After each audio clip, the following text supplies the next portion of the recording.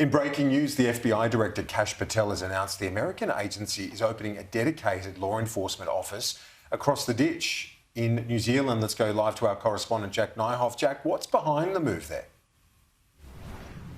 Well, Kieran, from the perspective of the Americans at least, they've clearly stated it's about combating China's influence in the Pacific. New Zealand, of course, a Five Eyes partner, and this move by America is part of a broader push for the FBI to strengthen its presence in all the partner nations. Nations like New Zealand, Australia, Canada, and of course the UK as well. The FBI will work with local authorities here in New Zealand from this new Wellington office to combat things like organised crime, drug smuggling, fraud, and of course cybercrime as well. The office will focus on the broader region though: Antarctica, Samoa, Niue, the Cook Islands and Tonga. Here's the FBI Director Kash Patel speaking earlier. Shows the world that the FBI is actually prioritizing a permanent presence across all Five Eyes countries. And here in New Zealand, we had not had that until this historic moment. Some of the most important global issues of our times are the ones that New Zealand and America work on together.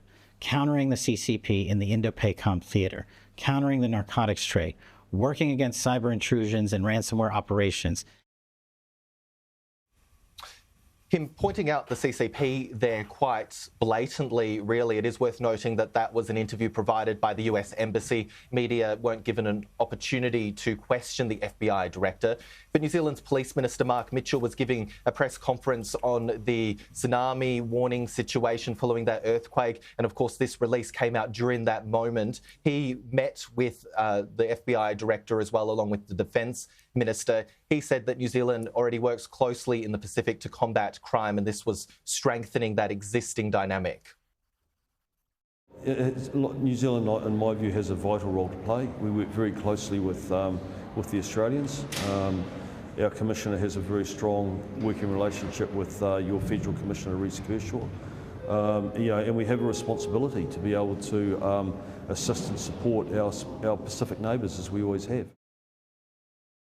New Zealand has a very strong relationship with China when it comes to things like trade. Ministers today really distancing themselves from the wording from America, saying that it is about combating China. They say that it's not for them to comment, that the functions of this office are more about combating crime in the region and doing those things that I just spoke about. But it's clear that China's influence in the Indo-Pacific region is growing. You might remember those Chinese naval ships, part of a task group in the Tasman Sea in February between Australia and New Zealand. They conducted live fire rounds. October last year, China actually test-fired a ballistic missile into the Pacific Ocean, not giving many nations in the region a heads up. Those ballistic missiles are capable of carrying nuclear warheads as well. Obviously, it wasn't. It was just a test, but it's just a bit of show of power from China. China has also recently signed a deal with the Cook Islands around resource exploration. Now, New Zealand has a special relationship with the Cook Islands where it handles the foreign affairs. So the Cook Islands